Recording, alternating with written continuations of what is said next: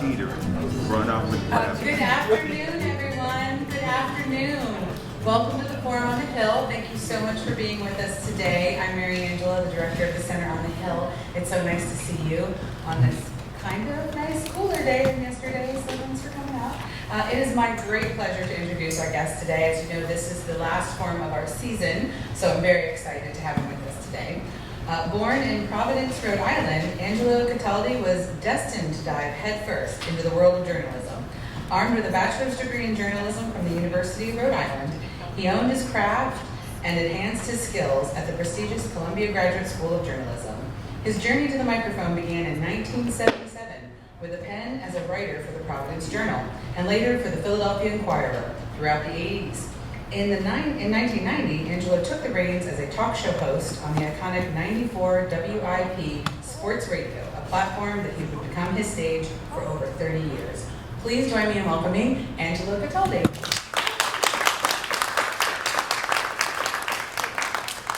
E-A-G-L-E-S. That's the way to start it. That's perfect, thank you. That sets the exact right tone.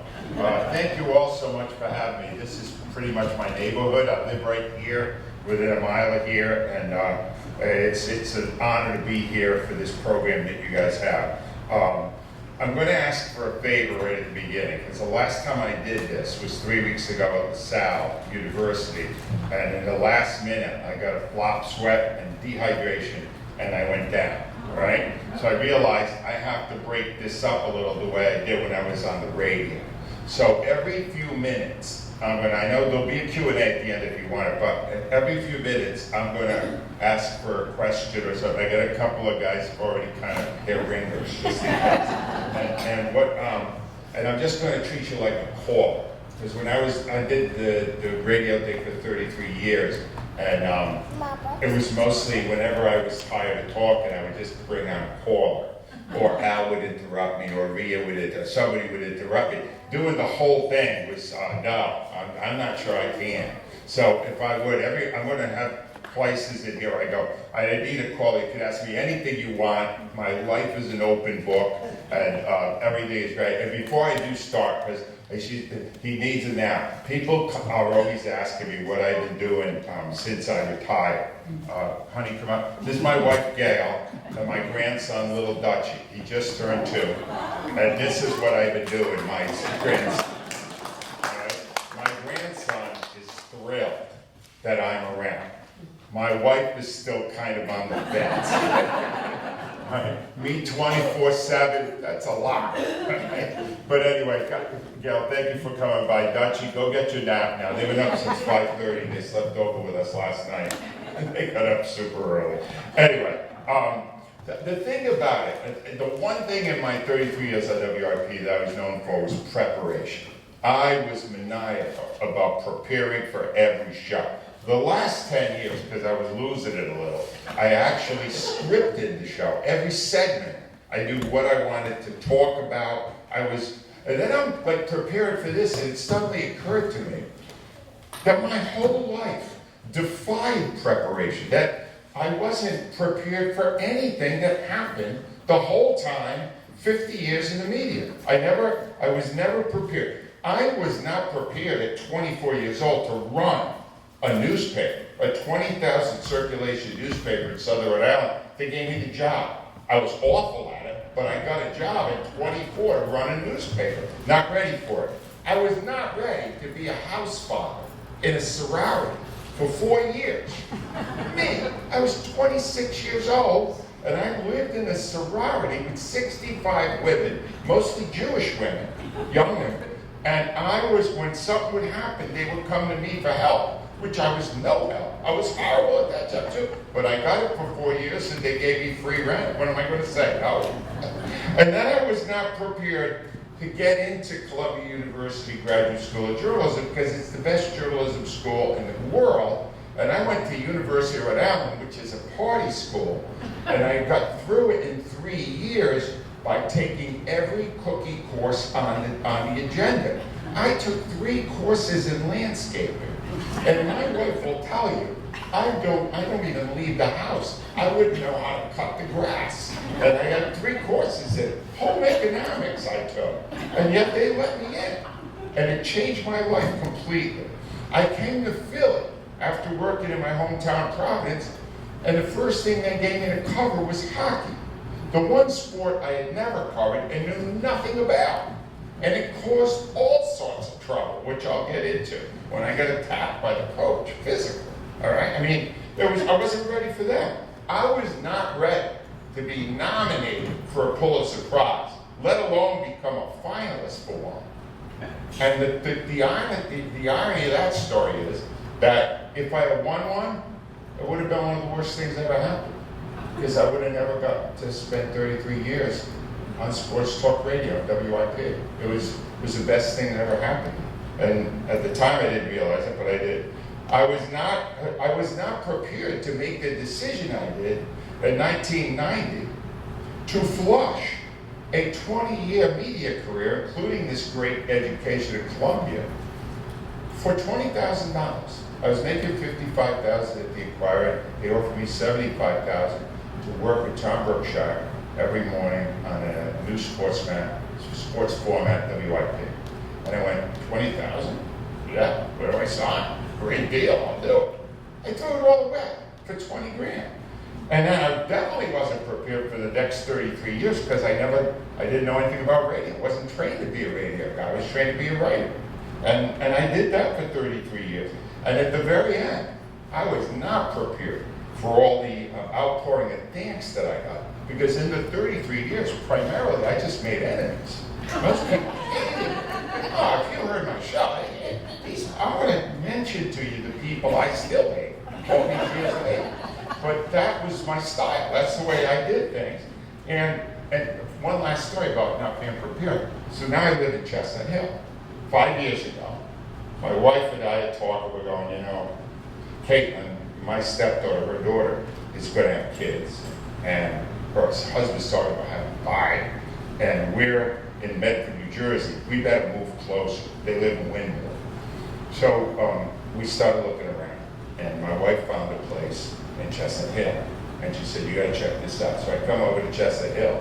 And I'll be honest with you, I wasn't impressed. I said to her, listen, I don't think I can handle all those cobblestones. And she showed me the street, and I went, I can't picture myself living on that street.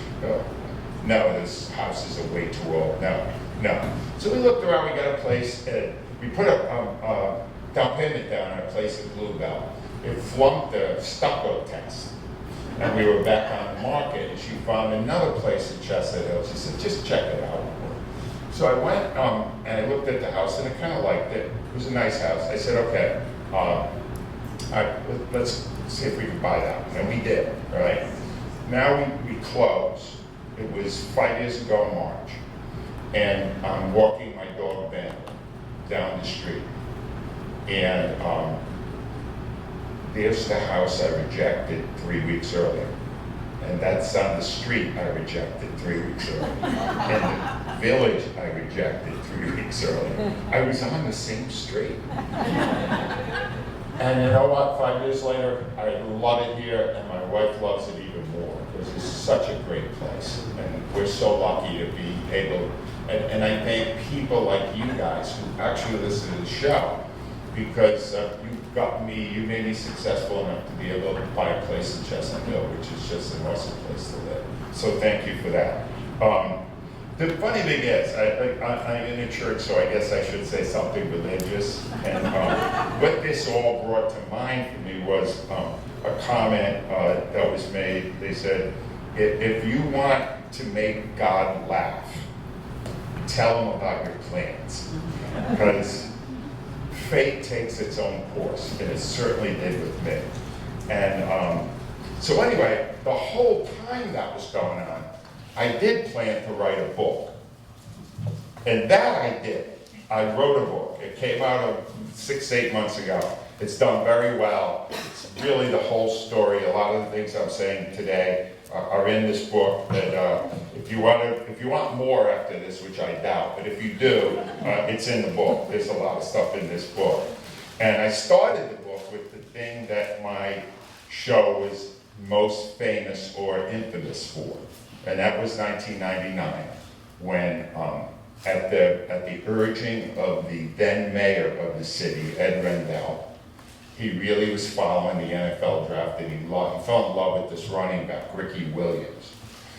And he called the show and he said, we have to campaign for Ricky. So I said, well, what do you want us to do? And he went, well, why don't we go to the actual draft and cheer? And that'll like urge the Eagles on. They had the second pick. And then when Ricky Williams, he'll get this great outpouring of love from the day he becomes an Eagle, and they'll just make it perfect. So he said, okay. He got us 30 tickets. We got a bus. We went on a bus. We're on the way there, and it suddenly occurs to me that some of these 30 people, we call them the Dirty 30, right? Actually at 29, we recruited a homeless guy off the street that morning to come onto the bus, and we offered him free food and drink, but not booze. The lawyers wouldn't let us put alcohol on the bus. That apparently did not discourage the 29 others. And by the time we had reached the New York State line, because it was at Madison Square Garden, by the time we had gotten there, these guys were gone. They were really loaded. And we were in a bus, and this big fat guy is like, can you say that now? This large man, I don't watch political correctness, I'm old school. This huge guy, who later got bypass surgery, that's how big he was. He noticed that there was a bus of senior citizens pulling up next to us as we were going into the Lincoln Tunnel. And he said, hey, let's have some fun. And he pulled his pants down, and he had a massive rear end, right? And he pressed it up against the window of the bus to scare the senior citizens, right? Wow. I'm not even sure they could see, all right? They did not react. But he pushed his butt so hard against the window that he cracked the whole window. It was like a spider web of cracks where his rear end was. And that set the tone for the whole event. Ironic twist to this story. When I'm on the book tour a few months ago, this guy comes up to me. His name was Michael Mullen. Yeah. And he came up to me and he went, do you know I have a picture of that? And I said, a picture of what? And he pulls out his phone, and he's got a picture of his bare rear end as it's pressing against the glass and breaking it. Oh, this was a source of pride to him. This was a highlight in his life. Can you imagine this? Anyway, bottom line of the story is we got to the draft. We waited in line forever. We went in. We were all excited. We were talking to the mayor. The mayor said, make sure when they say, with the second pick of the draft, the Eagles select Ricky Williams, big, incredible ovation, right? So they get the second pick of the draft, and the commissioner, Paul Tagliabue, comes out and goes, and with the second pick of the draft, the Eagles select Donovan McNabb. We had not prepared for this theory at all. And the crowd, these drunk guys, went berserk negative. Boo, boo, boo. They still play the clip now. And it was 25 years ago. And it was bad. It was a bad thing to do. This was a guy who worked his whole life to be in the NFL. And his first big moment as a professional was to be booed practically out of the Madison Square Garden. It was terrible. And I feel bad about it now. I felt bad about it then. I did attempt to apologize to him. A couple of years later, I had a TV show on Comcast Sportsnet, and he came on the show, and we made amends on camera. And then we went to break, and I, tried to give him a little small talk. He was just doing it for his own brand, to make people see he wasn't a bad guy. The truth is, I hate to say it, and I don't feel good about that, and if I could redo that, I would.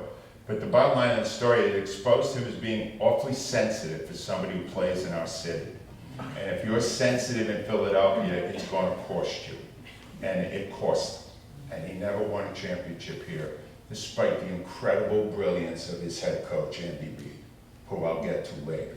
who I hate.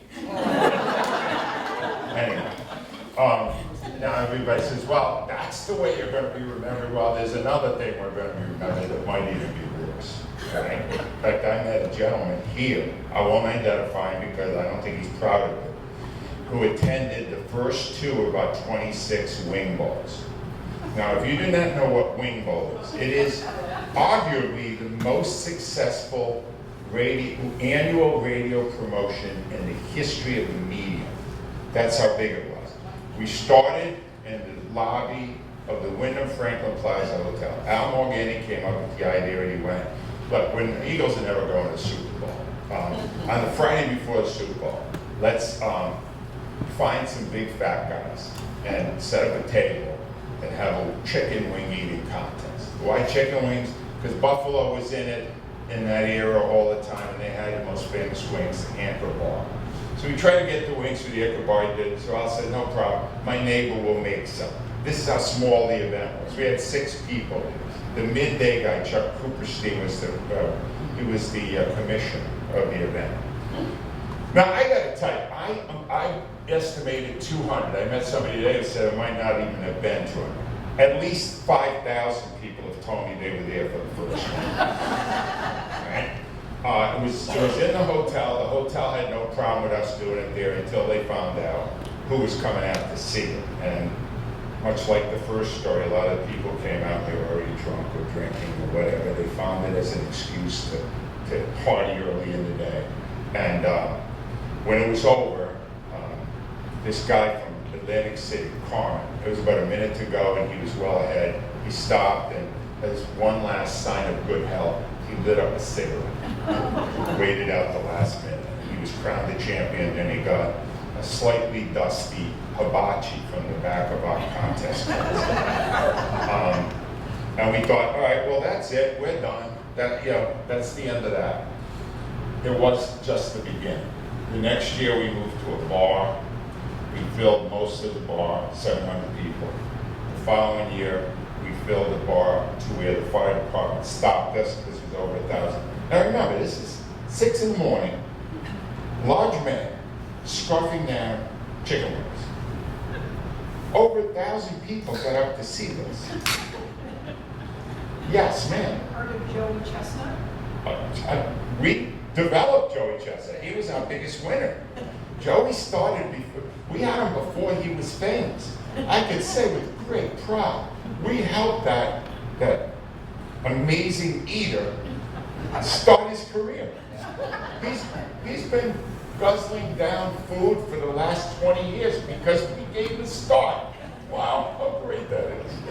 Well, anyway, the story of the wing ball gets worse and worse. It got bigger and bigger. Ed Rendell came in again. He gave us the spectrum. We used the spectrum. We filled half the spectrum the first year. We filled all of the spectrum by the 3rd year. We got too big for it by the 5th year. He moved us to the first Union Center, now known as the Wells Fargo Center. We filled it with 20,000 people. They were there before 5 in the morning when the doors opened to come in and watch men eat chicken wings. I can't explain it. I wish I could, but I cannot explain it. And as a result of that, we got bigger and bigger. The Eagles went to the Super Bowl in 2005, or January 2005, and we had 20,000 people there when the doors opened. 10 to 15,000 at the beginning. And what ended up happening was they broke the windows and smashed and brought hundreds of arrests.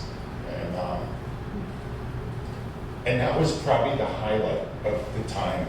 After that, it was a downhill slide because our radio station thought they could make a lot of money on it, so they sold sponsorships to strip clubs. Strip clubs then brought the strippers to the events dressed provocatively. And then, I don't even want to tell you that. It got bad. By the last 5 years, it was really bad. And they finally said, we're going to end it when the Eagles won the Super Bowl. It gave us an escape. We did this so that, and they won it, so we could go. I wanted one more. I wanted one last one. Everybody come to the last. We would have gotten a good crowd. But it was no longer acceptable in the society we live in now, which is a good thing. Political correctness took over, and it ended Winkle. And to this day, I say to Al, who came up with the original idea, in his obit, it's going to say, Al Morgan, the creator of the most disgusting radio promotion in history, died today. Because that's the way, that's our legacy. So you go, well, how the hell did you last 33 years with this lowbrow, ridiculous behavior? Because that's not all we did.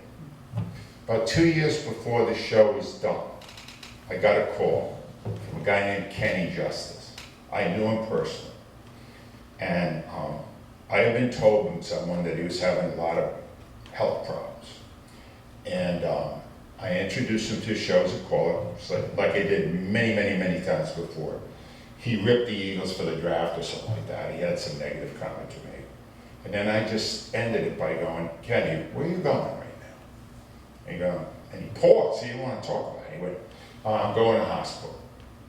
I said, why are you going to the hospital? He said, well, I'm getting my first dialysis treatment. I've got kidney disease, and it's congenital. I was born with it. I didn't know it until recently. And I need a transplant. If I don't get one in the next 6 months, I'm probably not going to be here. And to tell the story, I said goodbye. At the end, he mentioned the organ donation place that he was working with. And from nothing more than a voice on the radio, 28 people in our listening audience didn't just call to inquire, but offered to be tested to become an organ donor for Kenny. And as that's the city we're really talking about here. That's the heart of our city, that these people did that. They didn't even know who he was. And he ended up getting a kidney transplant. It wasn't from one of those people, one of those people qualified, and then that puts you up on the top of the list because you got a donor for someone. And he got the kidney, and he is now healthy and happy with a beautiful family. And he says that the WIP morning show saved his life. And the great irony I find in this story is that 30 years earlier, 25 years earlier, Kenny, the man whose life we saved, was one of those fans booing Donovan McNabb. Is that not bizarre? But that's the legacy of our show. Now, I need a caller. I need someone who would like to contribute something. And believe me, at any point during this, you could interrupt me. I don't mind. I actually like it. Do I have a caller who would like to ask a question? Yes, sir. What's your first name? Clark. Are you from Chestnut Hill? Yes. Hey, Clark, I'm from Chestnut Hills on 94 WIP. What do you got for us, Clark? Do you think the Eagles management learned their lesson after the debacle of the last 7 games last year? No. They couldn't have, because they did not fire Nick Sirianni. Thank you. They needed to fire Nick Sirianni. And somebody at WIP needed to scream it from the mountaintops, which I assure you I would have done if I was still there. The thing that worries me about looking at the media in our city, the sports media in our city from afar now, is that they don't seem as demanding. They don't seem to be reflecting the fan base that I knew. Now maybe that fan base is different. Maybe they're more accepting of failure. But they did not learn their lesson. They kept Nick Sirianni because Nick Sirianni is a yes man. Nick Sirianni does whatever he's told by Howie Roseman and the owner, Jeff Lurie.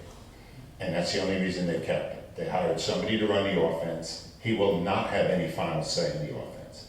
They hired someone to run the defense, Vic Fangio. He will have no say in the running of the defense. He doesn't involve himself with special teams. And all he really does is the news conferences, which frankly he sucks at. So I have no idea what he's going to do that will contribute in any way. I don't think they learned their lesson, and I don't think they ever will, because what they really want is to not just win a championship, but win it their way. And Jeff Lurie has convinced himself that he is a football savant now. I don't think he is. Anyway, let me keep going and then I'll get to my next call. You're my next caller, okay? Chris from Mount Airy. Go ahead. You want to do it now? Go ahead. But when you said that you don't like the media right now, the sports talk media, right They're soft.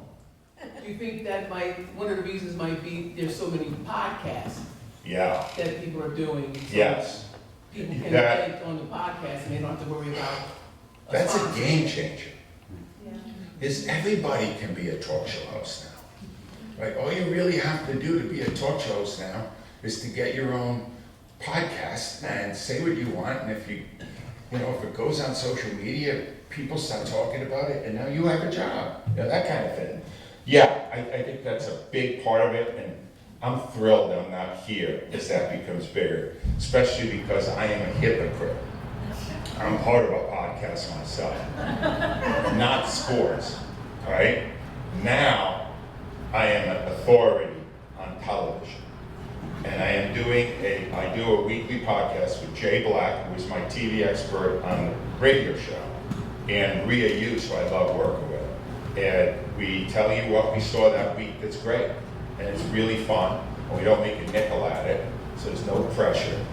And we're part of that movement now, to do podcasts. And now that I'm no longer hurt by podcasts, feel free to listen to them at your convenience. It's not a problem for me anymore.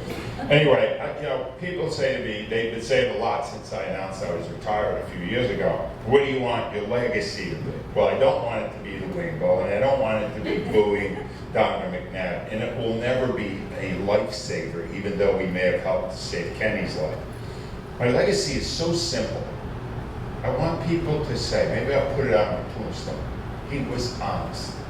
Because that's all I ever thought I needed to be. When I was a reporter, I tried to figure out what the fans wanted answered after a game. And I tried to get the answers for them. That was my job. I didn't care who I alienated. I made a lot of enemies. It didn't matter. That wasn't my job. So I tried to figure out where that came from. And it came from Columbia, where I went, and the very first day I was at Columbia. And at that point, I had met all these people that were there, and I couldn't figure out how the hell they let me in. I couldn't. It made no sense. These people were brilliant, right? And I'm going, Angelo Cataldi, they must have thought I was from like an Italian immigrant or something. I don't know. I had no idea where it came from. And I met them, and I went in to see my advisor. It was this brilliant journalist, Norman Isaacs, who ran the Louisville Courier-Journal. And I went in and I sat down. He said, well, Angelo, what's your goal here? And all these kids that went to that school, they want to be managing editors of newspapers, foreign correspondents, syndicated columnists. And I went, I would really like to write sports. And he recoiled. Sports? Why are you here? I said, believe me, I've been asking myself the same question. And he said, all right, listen. You gotta promise me two things. Number one, no time in the next year you're at this school, tell anyone you want to do that. They will not take you seriously. They will probably flunk you out. They don't want people here with your low goals in life. And the second thing is, darn it, he said, if you're really going to do sports, cover it the way they cover the White House. Cover it the way they cover City Hall. Don't be afraid to ask the questions. Don't be afraid to anger people. Because those people that you're angering, the athletes, all these sports figures, they come and go every few years. If you're going to have a long career, you're going to outlast them all. Well, that was the best advice I ever got, and I held to it. And I asked every tough question I could for as long as I could. And I made so many enemies, you would not believe it. My fellow reporters in the sports field they did not like it because when I would write a story or break a story, they would look at it because they were too busy currying favor of these players. It was hero worship. Oh my God, look, Bryce Harper. Oh, Bryce, when we're done talking, could you give me an autograph? You know, that wasn't my style.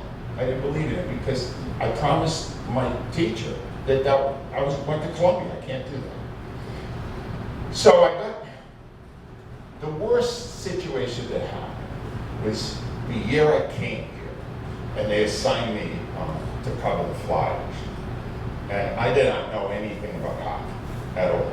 And so they gave me Al Morganti, who was taking a year off the hockey beat to cover the 1984 Olympic game. They had him train me, right? Well, this is the same Al. If you heard him on the air, this is what Al did. And Al said, all right, sit down. I'm going to give you all the, this will take 5 minutes and then you'll be fine. And he said, when you're writing about the game, just put lots of quotes in. Nobody cares what you think. He said, people want to know what the players said after the game, so put those in. I wrote that down.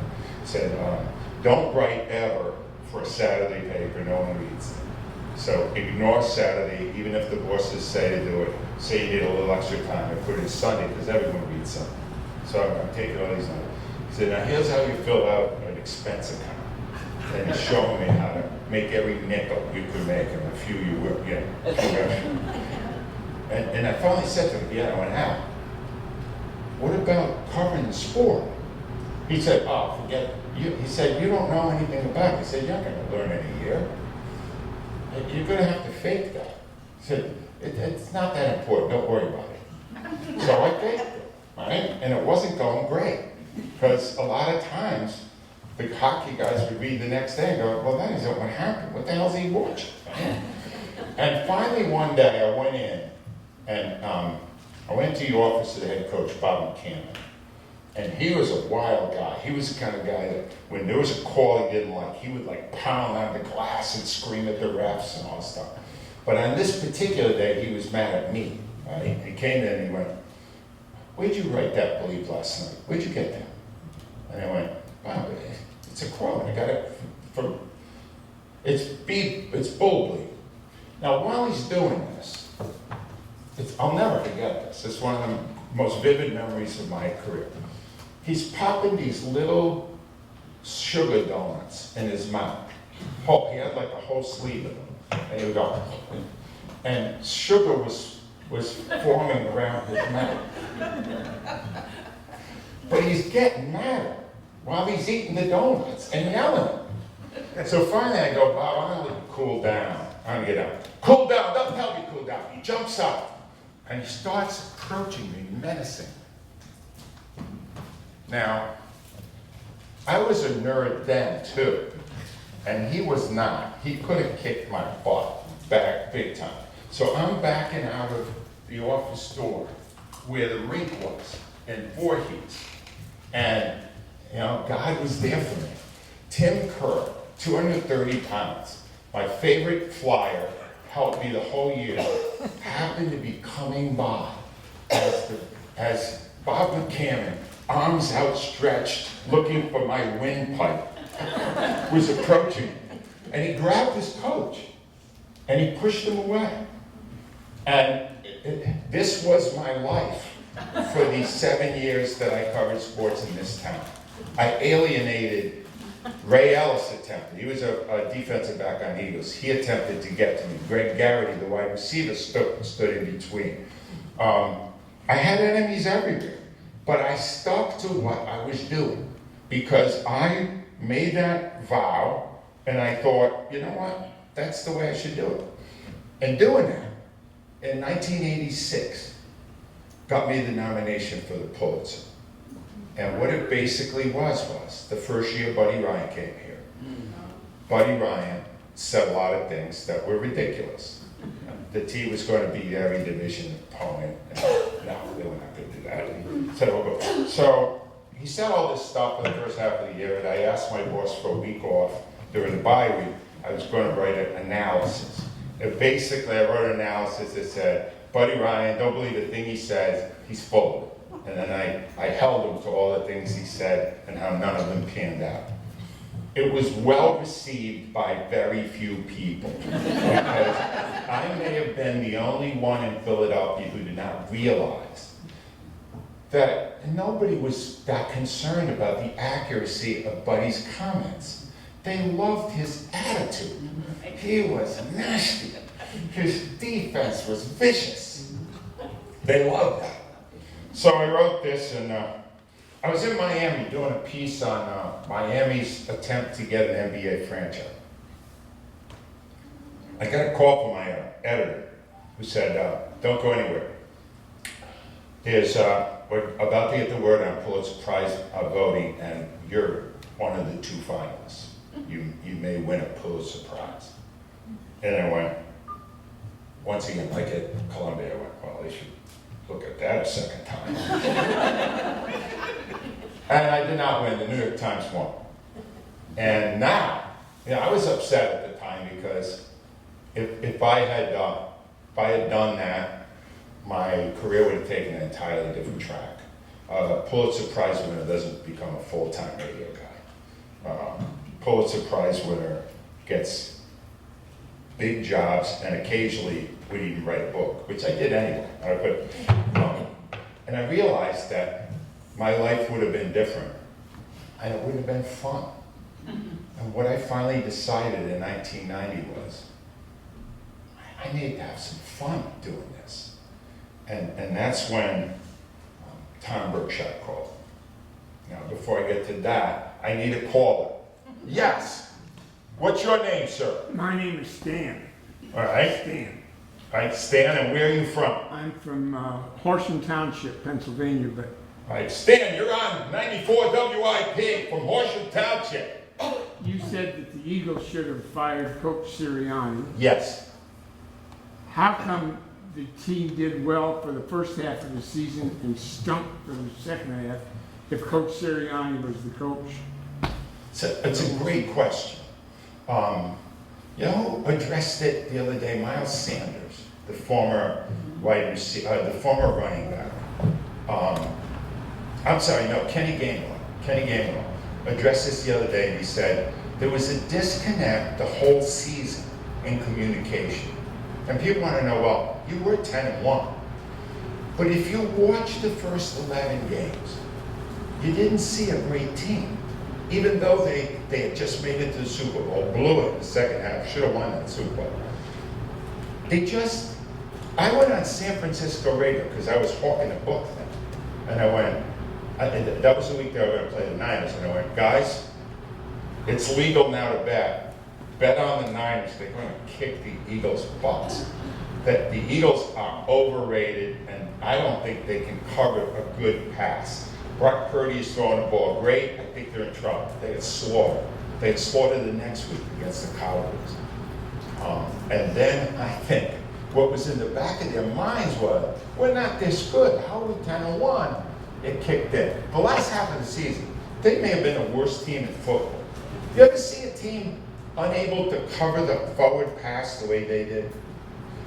In the final drive at Seattle, James Brewer was a 93-yard drive by Seattle with the game on the line, and Seattle were using their backup quarterback.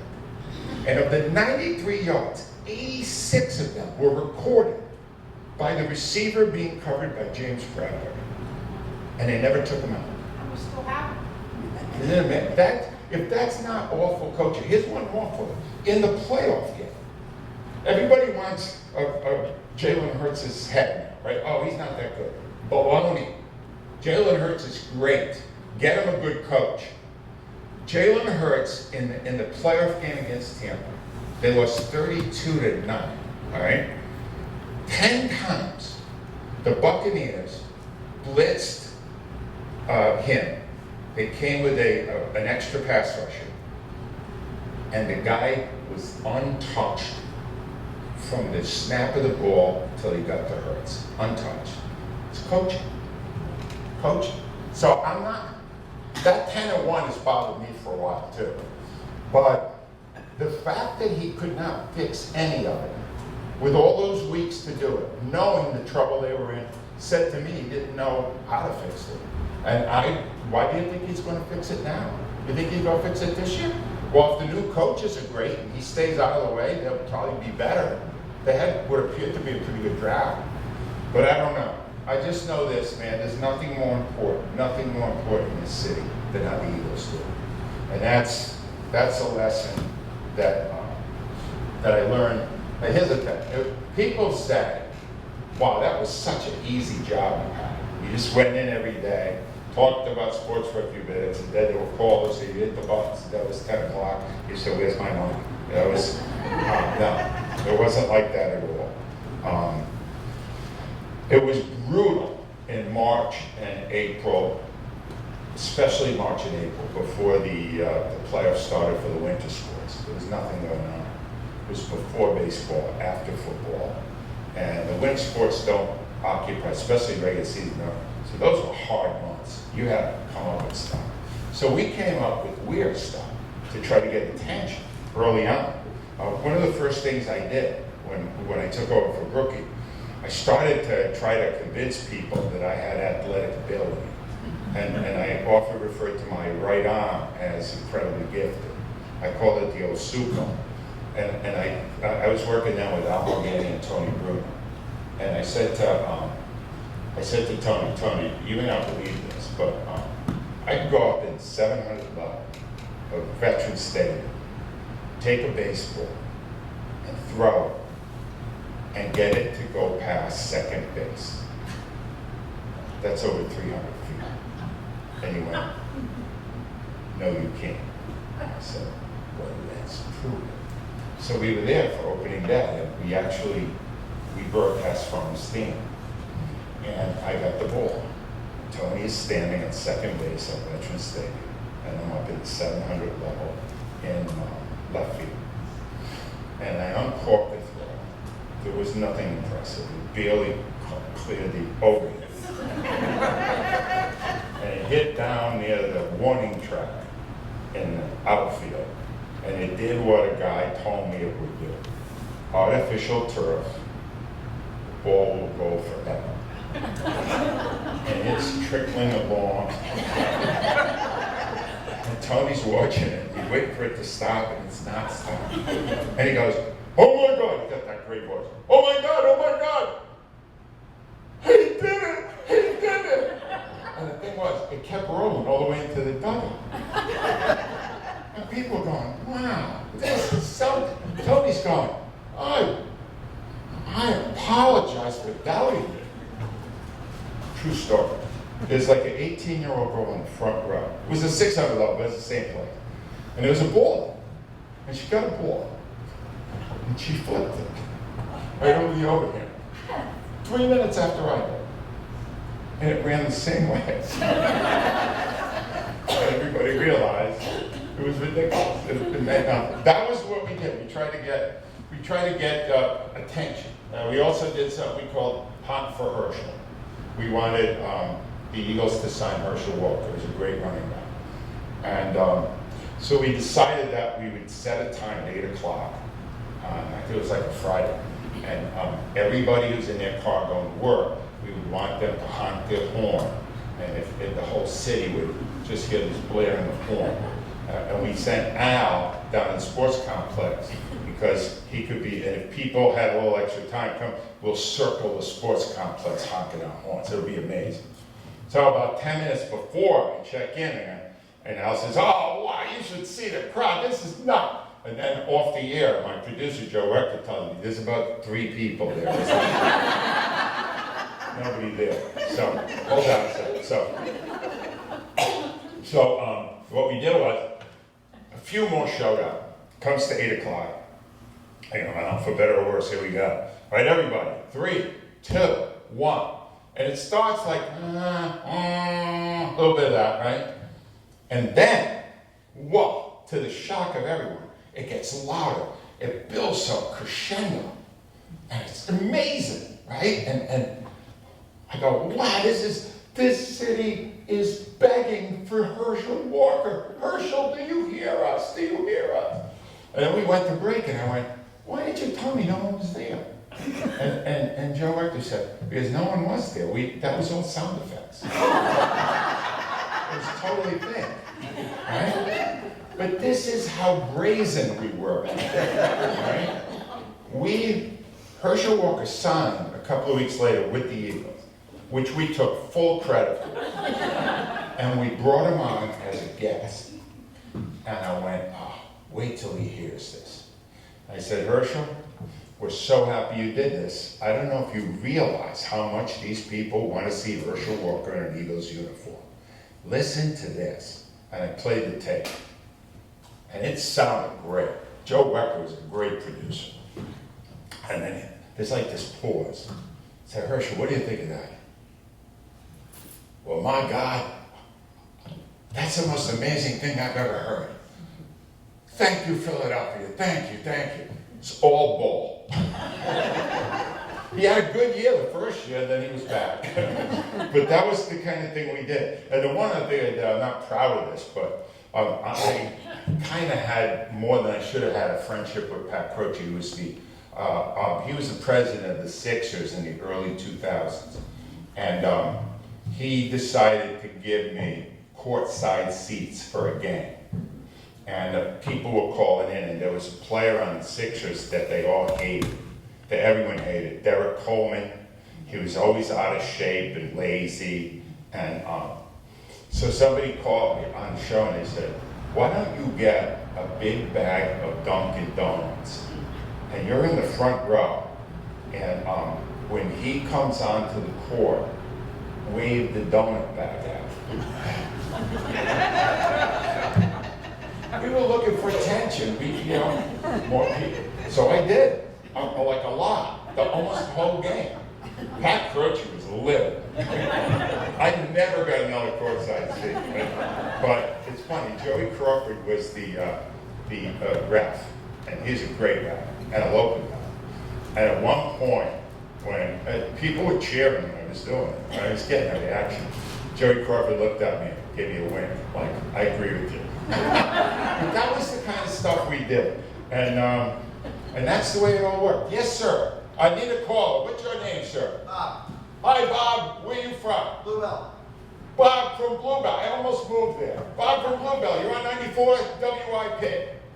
You were going to be accepted into Bluebell until they heard the story about the honking.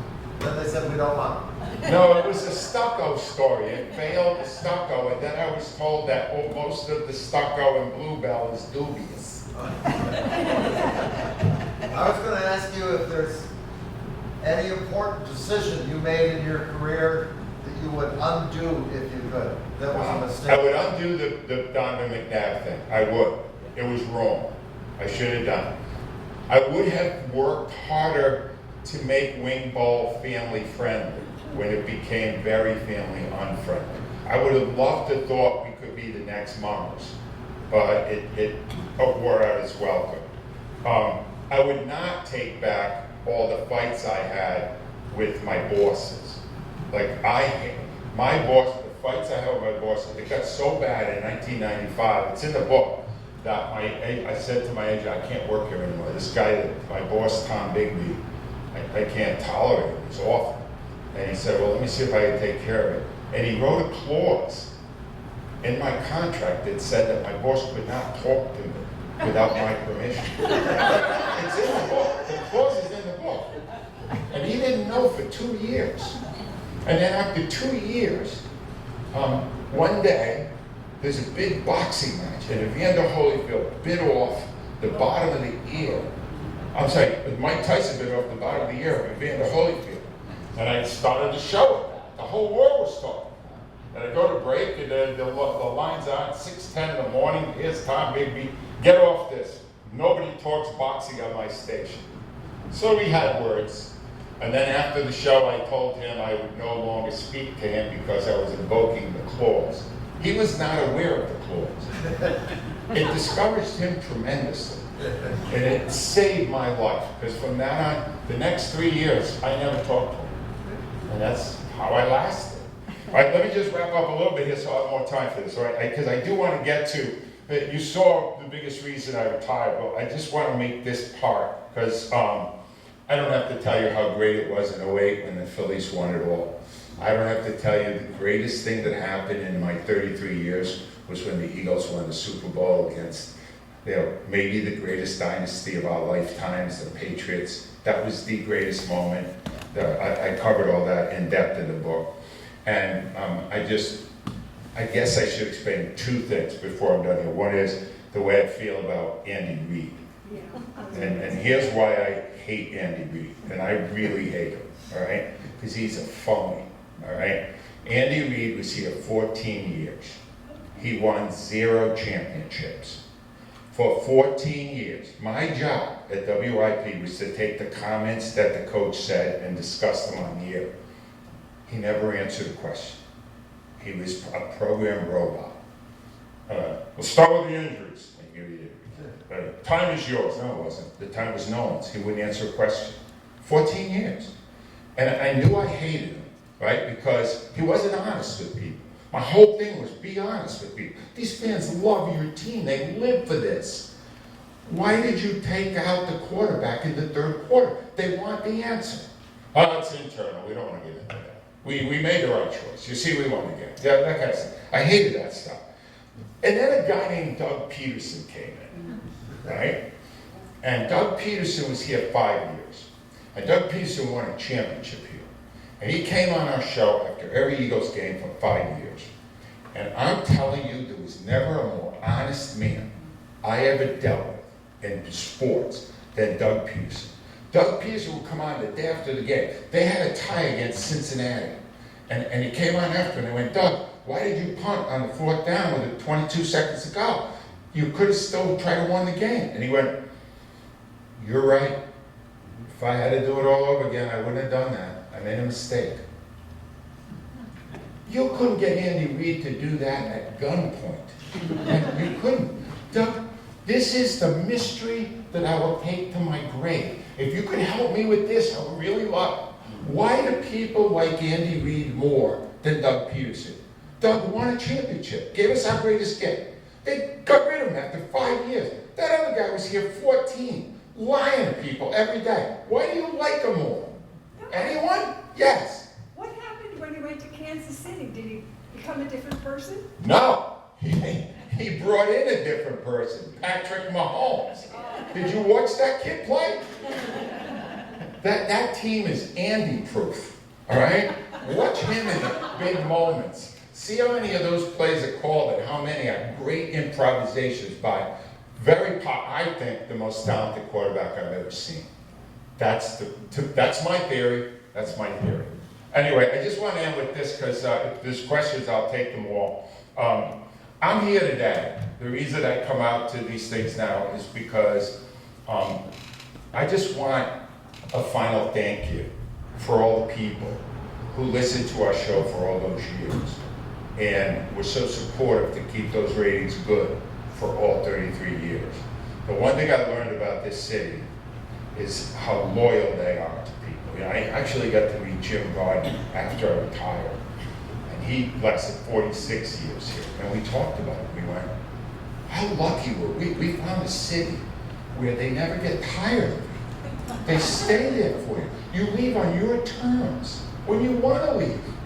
And I just, most of the time, the people that were part of our show made us laugh every single day. Once in a while, we cried. But it was the greatest job I ever had in my life. It was a heck of a ride. And I just wanted to come out personally and thank people. And that's kind of what my book is. It's a thank you. It's a tribute. I dedicated the book to the fans because you guys gave me a better life than I ever thought I would have. And I want to thank you for that. Now, if there's any other questions, I'll take calling. Yes. How long did it take you to get accustomed to and skillfully handle all the wacky people that called you on the telephone? The wacky people were, I have friends in them. Kenny was one. I still see him all the time. Eagles Shirley, I went to church with her a couple of times. Eagles Shirley comes to my house to see Eagle games now. She's awesome. Arsenani, who was the nuttiest guy, he was there. Those people are what carried our show the last 10 years. More and more, I steered the show toward the zany cause, because it took me all that time to realize that most of the listeners were more interested in what they said than what I said. No, really, it was like, wow, you know, I'm kind of talked out now anyway. Let them talk. And I let them talk more. And they got quirkier, wackier, and nuttier, and unpredictable. And crazy stuff happened. And it made the show better. So yeah, it took me too long to figure that out. That's another thing I would do differently. Yes? Hi. Oftentimes, shy people are wonderful performers Yeah. because they become somebody else. How did you make that transition? Great question. You know, when I was at school 3 weeks ago, what I said to those kids who want to go into the media is, yeah, take all the journalism courses, but take drama. You're performing. You understand? The person that I was on that show was me amplified. And by creating a persona, I didn't have to feel shy. And that was the hardest thing. It took a long time. I learned a lot from Tom Berkshire, who was not shy. And I watched the way he did it. And he wasn't always that odd. He wasn't always that happy and go lucky at all. But he knew how to perform. And I think more than anyone else, he taught me how to do it. He showed me how you have to do it. If you're just yourself, you'll hear people on WIP who are themselves. They're usually on late at night or early in the morning before anybody's awake. It's just the way it is. Any other questions? Yes, sir. First of all, I want to thank you and Al Morgani for starting Ringball. It was on my bucket list for many years. I finally got a chance to go. It was the year, I don't remember what year or what number it Right. was, but it was the year that Sonya the Black Widow went into overtime. Oh. You don't remember? Yeah, that was before it got real tortured. Well, it was kind of, when I walked in and I saw 20,000 people there and all this beer being sold at 7 in the morning, I was thinking I was kind of at a Howard Stern event, not a Yeah. It was the most Sternian thing we did. But I had heard that more beer was sold during that event, every wing bowl, more beer being sold at that event than any other sports event. That is a matter of absolute fact. Yeah. We are so proud to say that in the 2 hours that beer was being served during our event, we outsold every concert, every sports event, everything ever. And the other thing, that this is unofficial, but based on how much was being drunk, I've been told by the maintenance people that we also led all events in bond. I'm sorry, it's not as impressive, but it's anything else? Well, guys, thank you so much for having me. Angelo, thank you so much. This was a ton of fun. And if you want more, the book is there, and I think you'll like it. It came out really well. Thank you.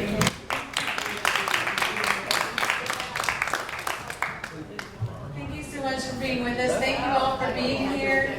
We have plenty of refreshments left. This book is available at the back if you're interested in grabbing that. We'll be sticking around for a few minutes. Please enjoy the rest of your afternoon. Thanks for coming. Have a good hour.